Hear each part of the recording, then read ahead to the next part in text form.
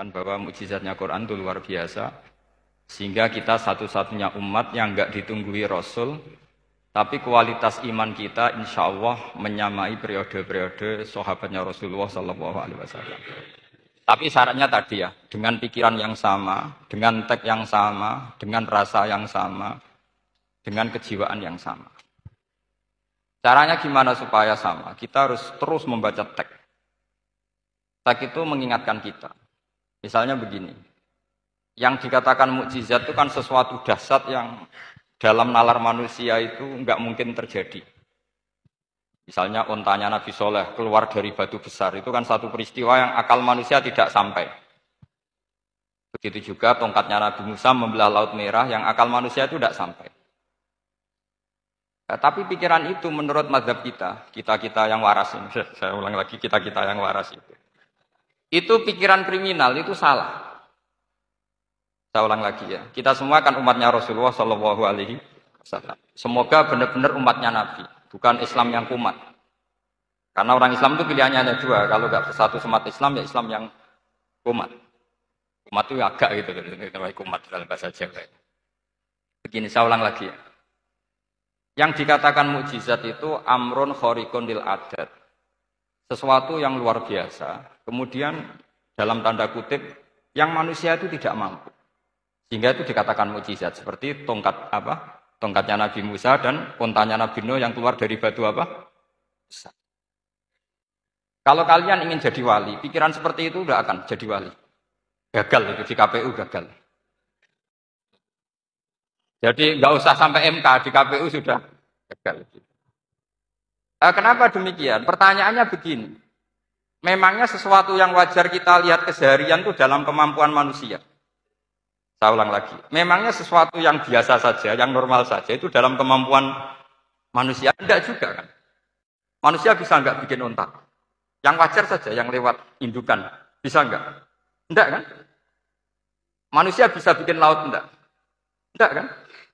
Jadi kalau mukjizat itu dengan definisi sesuatu yang manusia tidak mampu, memangnya keseharian alam ini manusia mampu? Enggak juga kan?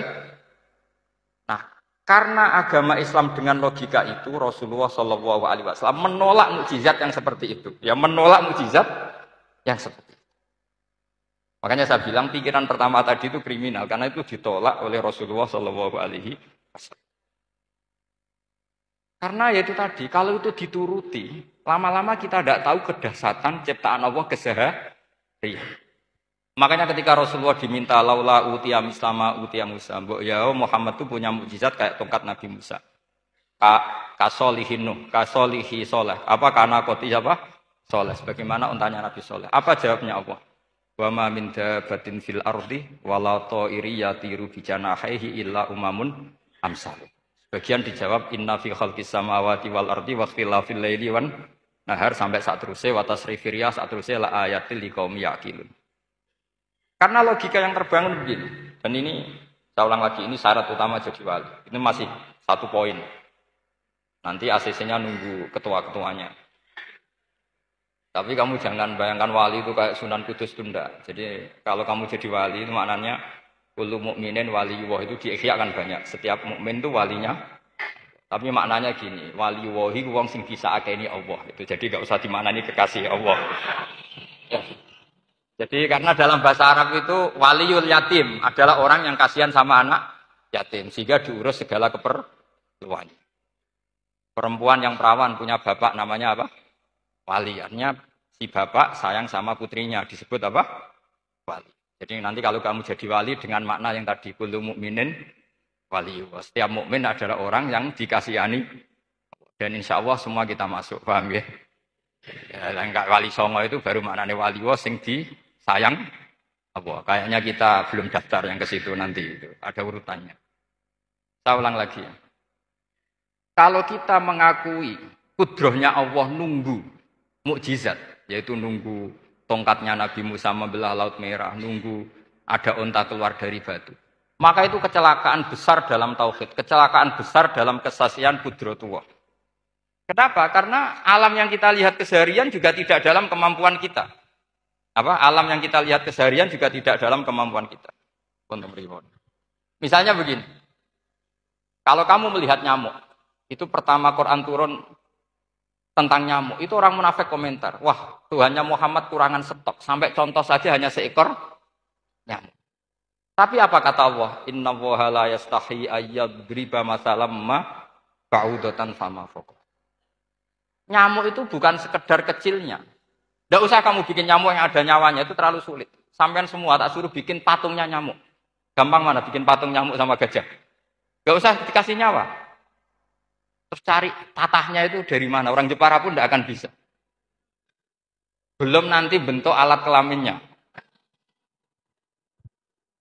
Belum nanti uratnya alat kelamin. Belum nanti punya jantung. Jantung punya urat. Jantungnya nyamuk juga punya kuman. Kumannya juga punya organ tubuh. Organ tubuhnya punya urat. Apa itu tidak lebih dahsyat ketimbang tontonan mukjizat yang diperagakan para nabi-nabi sebelum Rasulullah Shallallahu Alaihi Wasallam. Maka sebetulnya ketika Quran saya katakan mukjizat ila yaumil qiyamah adalah pertunjukan Allah bikin nyamuk. Innallaha la yastahi ayyadriba mathalam ma ba'ud. Itu bagi orang alim, percontohan nyamuk itu lebih dahsyat ketimbang percontohan mukjizat Nabi Musa membelah laut merah. Juga lebih dahsyat ketimbang pertunjukan Nabi Soleh ketika mengeluarkan unta dari apa? Batu. Dong, jelas nih. Maka umat Rasulullah, terutama ulamanya harus ngomong seperti ini terus. Dengan cerita seperti ini, maka Quran jauh lebih dahsyat. Makanya mukjizatnya Quran tanpa apa batas. Jelas ya? Makanya kita harus bertobat secara masif. Mengatakan kedahsyatan adalah nunggu sesuatu yang khariqun lil adat. Bahwa yang kita lihat keseharian adalah semua di luar kemampuan kita. Lah kita ini kan keliru. Yaitu tadi, wah onta keluar dari apa? Batu. Laut merah terbelah, ini dahsyat manusia tidak akan mampu. Memangnya manusia pernah mampu bikin laut? Memangnya manusia pernah mampu bikin nyamuk? Memangnya manusia pernah mampu bikin telur ayam? Karena keseharian seakan-akan ini tidak ayatnya Allah Ta'ala. Itu kebodohan. Makanya tidak mungkin jadi wali. Yang jenis seperti ini ya gak jadi wali. Sama tenang saja, nanti saya paling nggak sampai 1 jam. Karena saya tidak biasa ngaji umum. Saya mau itu karena hormati bapak saya. Karena buyut saya itu orang Damaran. Namanya Mbak Hafsah. Hafsah binti Maksum bin Soleh bin Asnawi Sepuh. Jadi saya ini ya turunan asli orang Kudus. Jadi saya datang tidak dalam rangka hormat jenengan. Hormat bapak saya sendiri sebetulnya. Jadi jenengan tidak punya hak adami sama saya. Karena saya datang tuh hormat bapak saya. Tapi saya ingin melatih iman yang benar.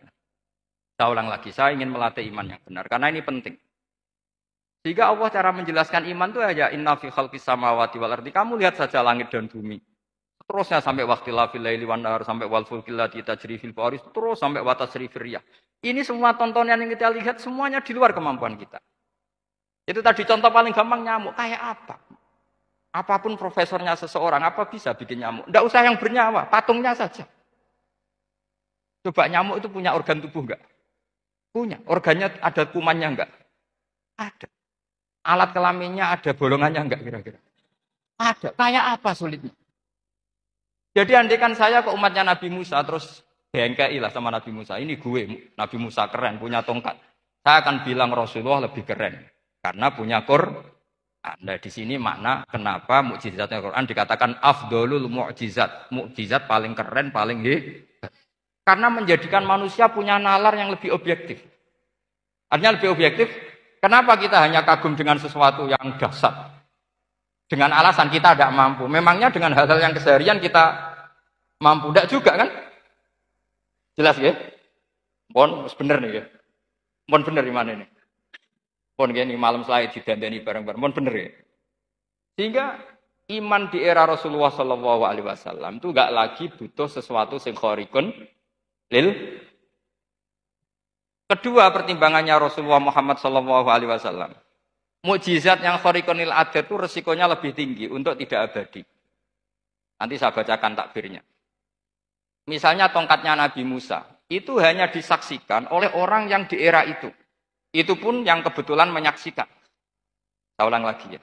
Resiko mukjizat mahsusah istilahnya, mukjizat yang bisa dilihat dengan indera, itu resikonya hanya dilihat orang yang di saat itu menyaksikan. Gimana? Ini prosedur. Gaul nih. Nggih peci, mboten. Terus gimana? Oke. Saya teruskan lagi ya. Niki mau normal nih. Mboten kebanteran nih.